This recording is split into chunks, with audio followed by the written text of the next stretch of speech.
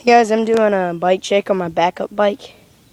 This was my new bike that I got for Christmas, but the headset broke so many times and one of the wheels broke too. So I just decided to get a new headset and make it a backup.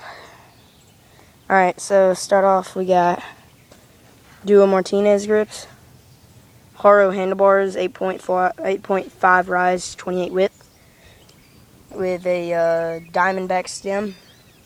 And I'm coming, hold on. I'm coming. Alright, I gotta hurry now. I have to go in. Alright, yeah, and integrated headset with premium forks, a Innova tire, some crap like that, just red wall. My friend gave it to me because I traded him a Chase Hawk tire for it. Then we got a what's it called? Redline hub and wheel. This is from my race bike. It weighs like nothing. This bike weighs like 22 pounds.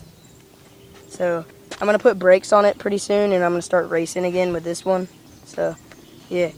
And I got premium cranks with a 25T sprocket, KMC chain, Haro pivotal seat, and built-in seat post. And we got another Innova tire with a Alienation rim, nice to a stock hub. And that's my backup bike check. So yeah, hope you like it.